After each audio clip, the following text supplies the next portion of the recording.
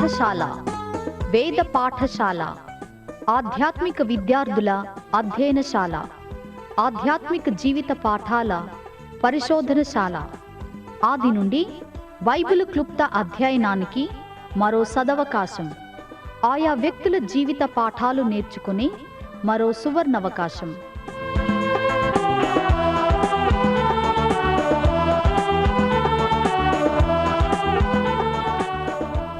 వినండి వేద పాఠశాల నూతన వర్తమానాలు. వేద పాఠశాల రేడియో శ్రోతలకు స్వాగతం. ఆదికాండము నుండి ప్రారంభమై క్రొత్త నిబంధనలోని యోహాను యొక్క పత్రికలను ధ్యానిస్తూ ఉన్న ఈ ప్రసారాలను క్రమంగా మీరు వింటూ ఆత్మీయ దీవెనలు పొందుతున్నారని మీరు వ్రాస్తూ ఉన్న ఉత్తరాల ద్వారా మేము గ్రహిస్తూ ఉన్నాం. అందును బట్టి ప్రభువును స్తుతిస్తూ ఉన్నాం. యోహాను మొదటి పత్రిక యొక్క ముఖ్యోద్దేశాన్ని ఒక్క మాటలో తెలుసుకోవాలంటే ఆ మాట ఏమిటంటే నిశ్చయత అయ్యుంది. విశ్వాసి తాను విశ్వసించానని తెలుసుకొని నిజమైన విశ్వాసి కావడానికి సహాయకరంగా యోహాను ఈ పత్రికలో మనకు నిశ్చయత దిక్చూచిని ఇస్తూ ఉన్నాడు. యేసుక్రీస్తునందు విశ్వసించుట అనే విషయాన్ని మనము యోహాను సువార్తలో విరివిగా మనం చూసాం. క్రీస్తునందు విశ్వసించుట ద్వారా కలిగే రక్షణ అంశం విమర్శనాత్మకమైనది, ఎంతో ప్రాముఖ్యమైనది అయ్యుంది. మనం ప్రస్తుతం ధ్యానించే యోహాను పత్రికలో రక్షణను రూఢిపరచి రుజువు చేయగల నిశ్చయత కనిపిస్తుంది. ఎందుకంటే ఇంతటి గొప్ప రక్షణ సందేహాలచే కప్పివేయబడి ఉండడం దేవునికి ఎంతమాత్రమూ ఇష్టం కాదు. విశ్వాసులంతా తమ రక్షణ విషయములో సంపూర్ణమైన నిశ్చయత కలిగి ఉండాలని దేవుడు కోరుతూ ఉన్నాడు. గత పాఠములో మొదటి అధ్యాయం 16వ వచనములో ఇమిడి ఉన్న నిశ్చయత యొక్క 8 కోణాలను మనం పరిశీలించాం. 2వ అధ్యాయములో మన రక్షణ నిశ్చయతకు ఆధారమయున్న మరికొన్ని రుజువులు, ఆధారాలు మనం చూడగలం. ఈ 2వ అధ్యాయములో నిశ్చయత దిక్చూచిలో ఇమడగల మరొక అంశం ఏమిటంటే సహోదర ప్రేమ. తన సహోదరుని ప్రేమించే వ్యక్తి క్రీస్తులో ఉన్నవాడై ఉంటాడు. ఎందుకంటే చీకటి జీవితం జీవించే అవిశ్వాసి తన సహోదరుణ్ణి లేక సాటి వాడిని ప్రేమించలేడు. ఈ విధంగా రక్షణ జీవితములో సహోదర ప్రేమ ఒక రుజువై ఉంది. ఎవడైనను నేను దేవుని ప్రేమించుచున్నానని చెప్పి తన సహోదరుని ద్వేషించిన ఎడల వాడు అబద్ధికుడగును. తాను చూచే తన సహోదరుని ప్రేమింపనివాడు తాను చూడని దేవుని ప్రేమింపలేడు. పేతురు విషయములో చెప్పబడినట్టే యోహాను కూడా పెద్దగా విద్యావంతుడు కాడు. రోమా పత్రిక వలె ఈ పత్రికలో పెద్దగా వేదాంత విలువలు, వేదాంత క్రమము మనకు కనిపించదు. యోహాను కూడా తన హృదయములోని ఈ మహాసత్యాలను ఒక వ్రాతకారుని ద్వారా వ్రాయించాడు. నీకు తెలుసునని నీవు తెలుసుకోవాలి అనే విషయాన్ని యోహాను ఎక్కువగా వ్రాస్తూ ఉన్నాడు. నీవు విశ్వసించి నిత్య జీవము పొందిన మేరకు నీవు నీ సహోదరుని ప్రేమించాలి అని యోహాను ఈ పత్రికలో తెలియజేస్తూ ఉన్నాడు. లేవియా కాండం, ద్వితీయోపదేశకాండం మొదలైన ప్రారంభ గ్రంథాల్లో ఇవ్వబడిన పాత ఆజ్ఞలనే నేను మీకు ఇస్తున్నాను గాని క్రొత్త ఆజ్ఞను వ్రాయడం లేదు అన్నాడు.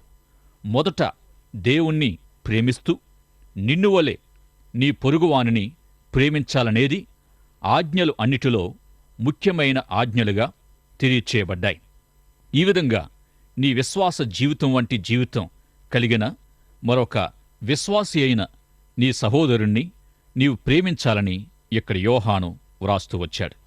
ఇదే ఆజ్ఞను మేడగది కూటమిలో ప్రభు ప్రత్యేకంగా తన శిష్యులకిచ్చాడు. ఆ మేడగదిలో ప్రభు ఈ ఆజ్ఞను సరికొత్తగా వివరించి చూపి క్రొత్త ఆజ్ఞగా వారికిచ్చాడు.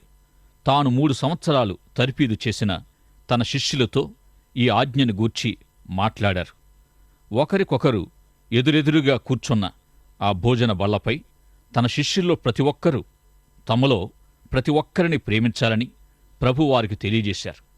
మీలో మీరు ప్రేమ కలిగి ఉండడం ద్వారా లోకం మిమ్మల్ని నా శిష్యులని తెలుసుకుంటుందని ప్రభు చెప్పారు. సరికొత్తగా వివరించబడిన ప్రేమ ఆజ్ఞను ప్రభు మనకిస్తూ సహోదరుణ్ణి ప్రేమించడం ద్వారా తండ్రిని ప్రేమించగలమని తెలియజేశారు. ఇదే సత్యాన్ని యోహాను కూడా మనకిస్తూ ఉన్నాడు. సహోదర ప్రేమ మరియు తండ్రి ప్రేమ నిశ్చయతకు నిదర్శనాలుగా మనకివ్వబడ్డాయి. ఇక 2వ అధ్యాయం తండ్రిని ప్రేమించుటపై మనకు గొప్ప సందేశాన్నిస్తుంది. ఈ లోకమునైనను లోకములో ఉన్నవాటినైనను ప్రేమింపకుడి. ఎవడైనను లోకమును ప్రేమించిన యెడల తండ్రి ప్రేమ వానిలో నుండదు.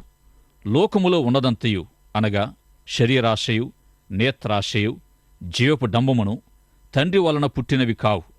అవి లోక సంబంధమైనవే. లోకమును దాని ఆశయు గతించిపోవుచున్నవి గాని దేవుని చిత్తమును జరిగించువాడు నిరంతరము నిలుచును. తండ్రి ఎడల ప్రేమ కలిగి ఉండడం, లోకం ఎడల ప్రేమ లేకుండా ఉండడం రక్షణ నిశ్చయతకు నిదర్శనాలయ్యున్నాయి. ఈ విధంగా సోదరీ సోదరులారా, మీరు లోక సంబంధమైన వాటిచే మీరు నింపబడుతున్నారా? లోక సంబంధమైనవి లేక లోక వ్యవస్థ మిమ్మల్ని వశపరుచుకుంటున్నదేమో ఒక్కసారి ఆలోచన చేయండి. దేవుని ఎడల ప్రేమ రక్షణ నిశ్చయతకు రుజువైంది. ఈ లోకాన్ని ప్రేమిస్తూ లౌకిక విలువలు, లౌకిక మనస్తత్వం కలిగి ఉండేవారిలో తండ్రి ప్రేమ ఉండదు. విశ్వాసి లోక వ్యవస్థ కంటే దేవుణ్ణి ఎక్కువగా ప్రేమించాలి. ఈ విధంగా ఈ పత్రిక అంతటిలో యోహాను రక్షణ నిశ్చయిత రుజువులు మరిన్ని తెలియజేస్తూ ఉన్నాడు. 2వ అధ్యాయములో పరిశుద్ధాత్మ మనల్ని సిద్ధాంత బోధలు అంటే సరి అయిన లేక సత్యమైన బోధలో నిలిచి ఉంచుతాడని తెలియచేయబడింది. 2వ అధ్యాయములో 2 సార్లు యోహాను విశ్వాసి పొందిన అభిషేకాన్ని గూర్చి వ్రాసి, మీరు పరిశుద్ధుని వలన పొందిన అభిషేకము ద్వారా మీకు సమస్తము తెలుసని వ్రాశాడు. మీరు సత్యమెరుగని వారైనందున నేను వ్రాయలేదు గాని మీరు దానిని ఎరిగి ఉన్నందునను, ఏ అబద్ధమును సత్య సంబంధమైనది కాదని ఎరిగి ఉన్నందునను మీకు వ్రాయుచున్నాను. యేసుక్రీస్తు కాడని చెప్పువాడు తప్ప ఎవడు అబద్ధికుడు? తండ్రిని కుమారుణ్ణి ఒప్పుకొనని వీడే క్రీస్తు విరోధి. కుమారుణ్ణి ఒప్పుకొనని ప్రతివాడును తండ్రిని అంగీకరించువాడు కాడు. కుమారుని ఒప్పుకునివాడు తండ్రిని అంగీకరించువాడు. అయితే మీరు మొదటి నుండి దేనిని వింటిరో దానిని మీలో నిలువనీయుడి. మీరు మొదటి నుండి వినినది మీలో నిలిచిన యెడల మీరు కూడా కుమారుని యందును తండ్రి యందును నిలుతురు. నిత్య జీవమును అనుగ్రహించునని ఆయన తానే మనకు చేసిన వాగ్దానం. మిమ్మును మోసపరుచువారిని బట్టి ఈ సంగతులు మీకు వ్రాయుచున్నాను. అయితే ఆయన వలన మీరు పొందిన అభిషేకము మీలో నిలుచుచున్నది గనుక ఎవడనూ మీకు బోధింపనక్కరలేదు. ఆయన ఇచ్చిన అభిషేకము సత్యమే గాని అబద్ధము కాదు. అది అన్నిటిని గూర్చి మీకు బోధించుచున్న ప్రకారముగాను ఆయన మీకు బోధించుచున్న ప్రకారముగాను ఆయనలో మీరు నిలుచుచున్నారు.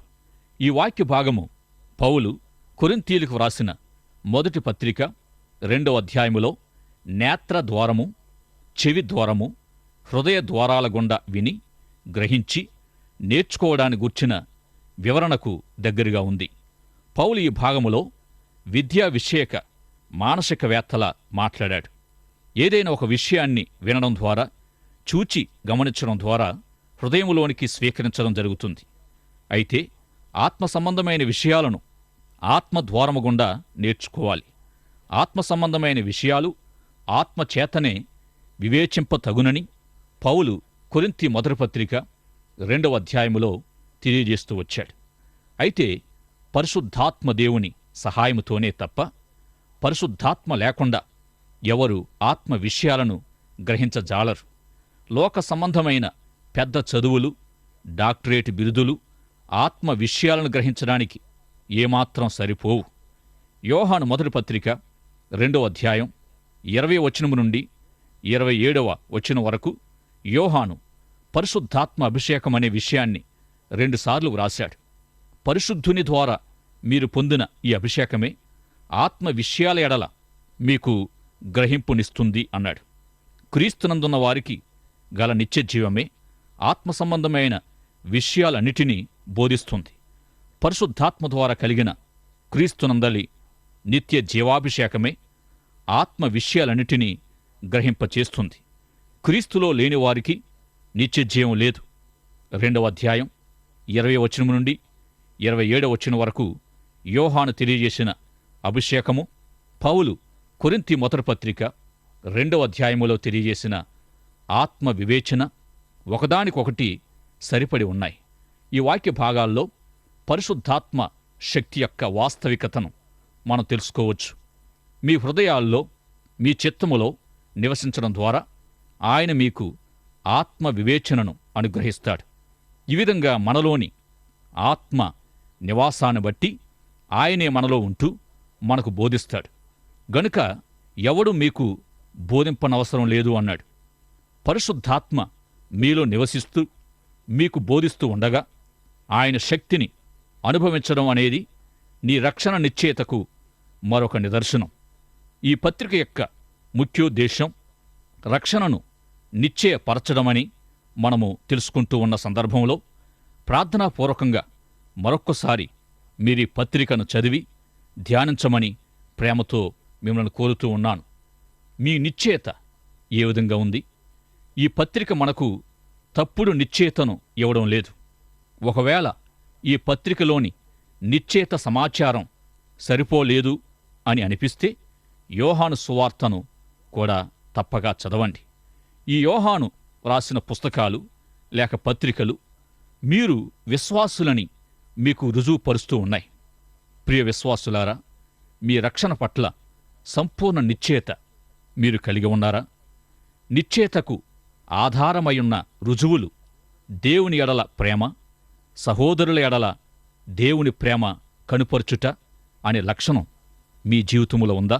ఎవరు విశ్వాసి, ఎవరు విశ్వాసి కాదు, లేక ఎవరు ఆత్మీయంగా ఎలా ఉన్నారనే విషయంపై దైవ సేవకులు కొన్ని అభిప్రాయాలను వ్యక్తపరచగలరేమో. అయితే ఎవరు విశ్వాసి, ఎవరు విశ్వాసి కాదు అనే విషయాన్ని ఏ సంఘ కాపరి కూడా చెప్పలేకపోవచ్చు. పరలోకాన్ని గూర్చి మాట్లాడే ప్రతి ఒక్కరూ దానిలో ప్రవేశించరు అనే ఒక మాట కూడా ఉంది. ఆత్మ సంబంధులం అని చెప్పుకునే వారంతా ఆత్మ సంబంధులు కారు. అయితే ఆత్మ సంబంధులు ఎవరు అనే విషయాన్ని ఎలా తెలుసుకోగలం? యోహాను పత్రిక ప్రకారంగా ఎవరైతే ఆత్మ వివేచన కలిగి ఉంటారో వారే ఆత్మ సంబంధులు. ఎవరైతే పరిశుద్ధాత్మ దేవుణ్ణి తమలో కలిగి ఉంటారో వారే ఆత్మ సంబంధులు. పరిశుద్ధాత్మ దేవుణ్ణి తమలో కలిగి ఉన్నవారే ఆత్మ వివేచనను కలిగి ఉంటారు. యోహాను మొదటి పత్రిక 2వ అధ్యాయం 20వ వచనం మరియు 27వ వచనములోను యోహాను మీరు పరిశుద్ధుని వలన అభిషేకము పొంది సమస్తము ఎరుగుదురు గనుక ఎవడును మీకు బోధింపనక్కరలేదు అని తెలియజేస్తూ మీరు పొందిన పరిశుద్ధాత్మ అభిషేకం మరియు మీలో నివసించే పరిశుద్ధాత్మయే మీకు అన్ని విషయాలు బోధిస్తాడు అని చెప్పాడు. ఆత్మ సంబంధమైన సంగతులను తెలుసుకోవడానికి పరిశుద్ధాత్మయే మీకు సహాయపడతాడు. ఎవరి హృదయాలు పరిశుద్ధాత్మ శక్తిచే నింపబడి ఉంటాయో అట్టివారికి బైబిలును ఎవరు బోధింపకపోయినా వారే అర్థం చేసుకోగలరు. ఇటువంటి వారెందరో మన మధ్య ఉన్నారు. పెద్దగా విద్య లేకపోయినా, గొప్ప పండితునిచే శిక్షణ పొందకపోయినా, తమ కొద్ది అవగాహనలో దేవుని వాక్యాన్ని పఠించినప్పుడు వారు అర్థం చేసుకుని సమృద్ధిగా నేర్చుకోవడం జరిగింది.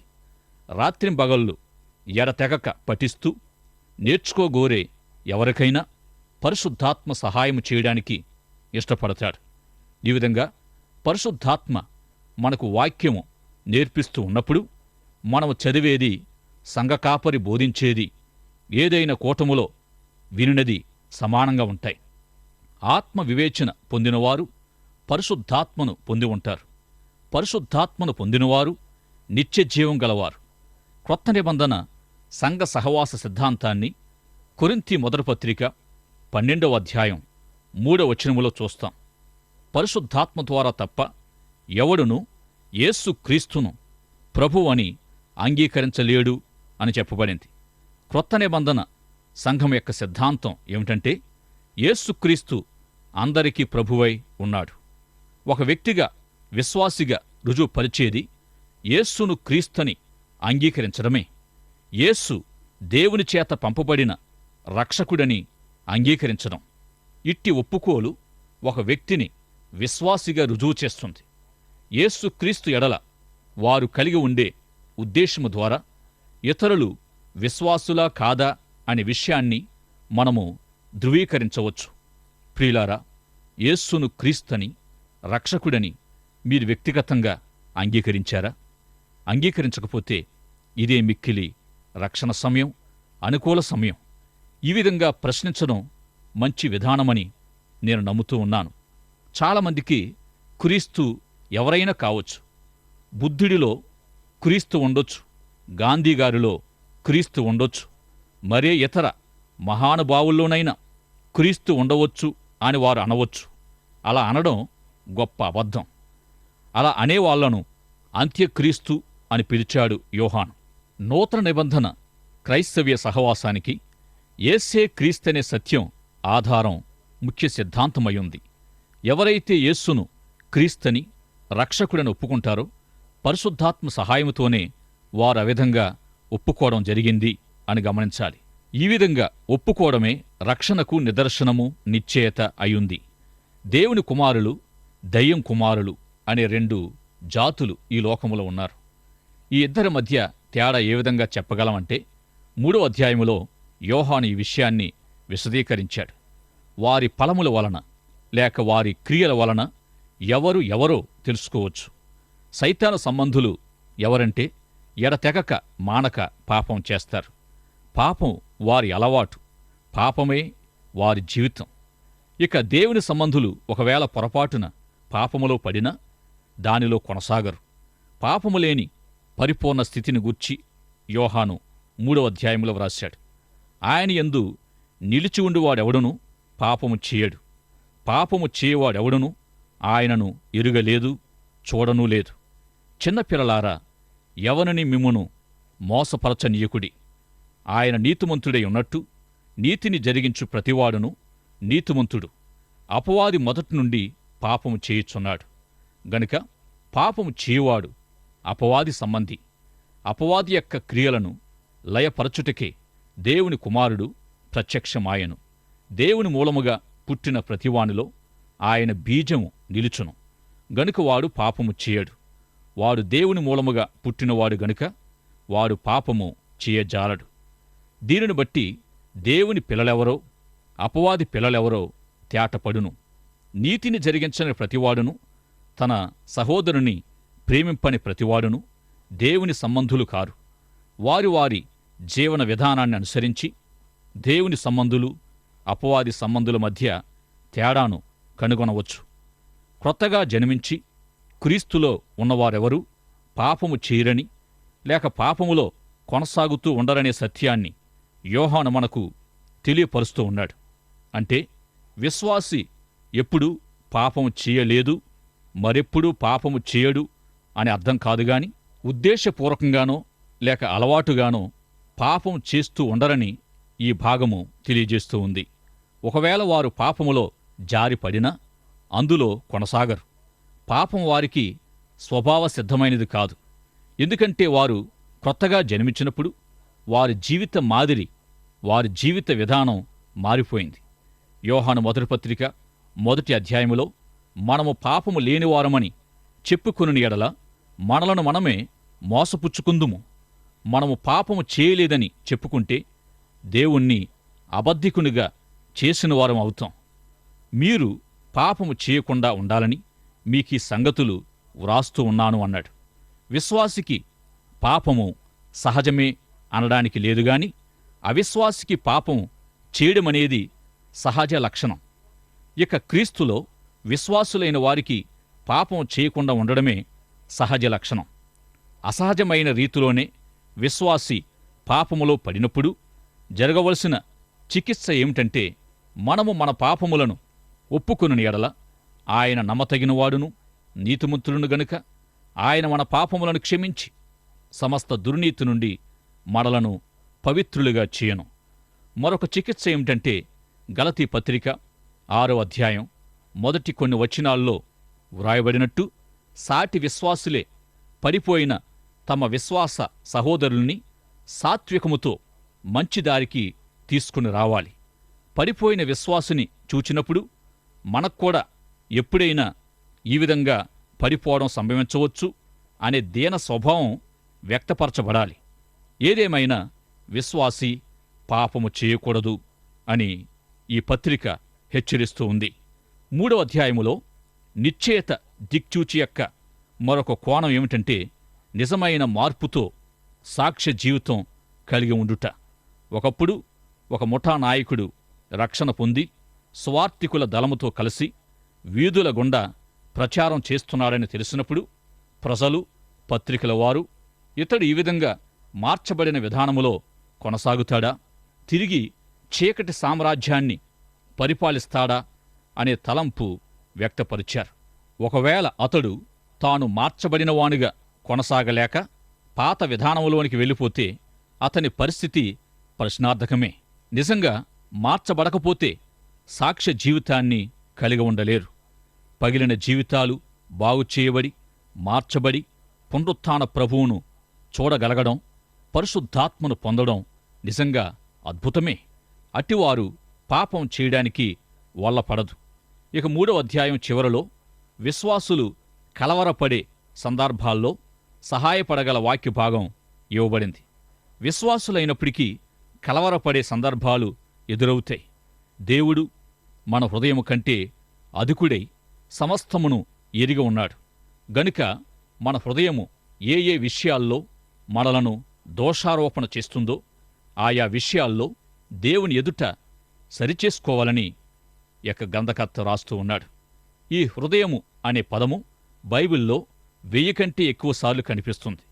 ఉద్రేకాలు, అనుభూతులు, ఆలోచనలు మొదలైన వాటితో కూడిన హృదయములోని వీటన్నిటిపై మన రక్షణ ఆధారపడి ఉంటుందా? అలాగైతే కొన్ని బలహీనపరిచే ఆలోచనలున్నప్పుడు రక్షణను గూర్చి ఖచ్చితమైన స్థిరమైన ఉద్దేశం, నిశ్చయత లేకపోవచ్చు. అప్పుడెలా? ఇందుకే దేవుడు మన హృదయము కంటే అధికుడనే సత్యాన్ని యోహాను మన ముందుంచాడు. ఈ విధంగా నేను రక్షణ పొందానా లేదా, లేక నేను పొందిన రక్షణ నాకు లేకుండా పోతుందా అనే భయాందోళన మనకు అవసరం లేదు. మనం పొందిన రక్షణ మన పరిస్థితులపై, మన అనుభూతులపై కాదుగాని దేవుని నమ్మకత్వంపై ఆధారపడి ఉంది.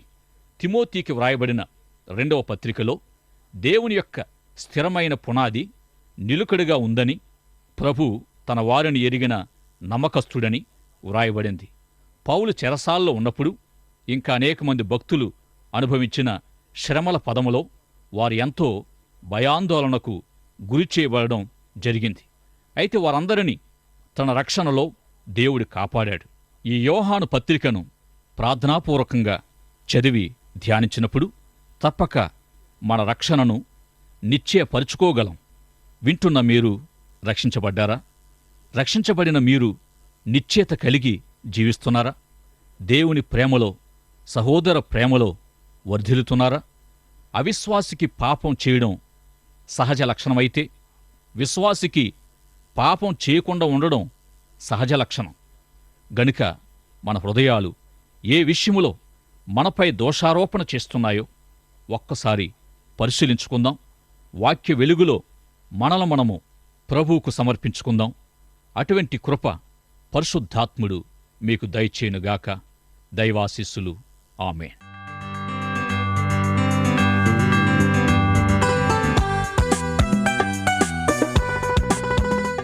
వేద పాఠశాలకు క్రమంగా హాజరవుతున్న విద్యార్థులకు మా అభినందనలు. ఈనాటి తరగతిలో మీరు వింటున్న ఆధ్యాత్మిక పాఠాలు మీ వ్యక్తిగత, కుటుంబ జీవితాలకు ఎంతో సహాయపడగలవని ఆశిస్తున్నాం.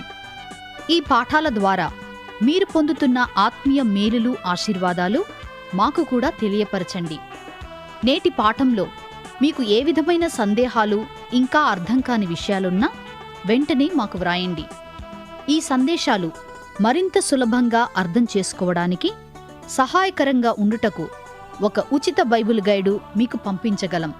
మా చిరునామా: వేద పాఠశాల, విశ్వవాణి, తపాలా సంచి 4, సికింద్రాబాద్ 500017. మా ఇమెయిల్ ఐడి telugu@radio882.com.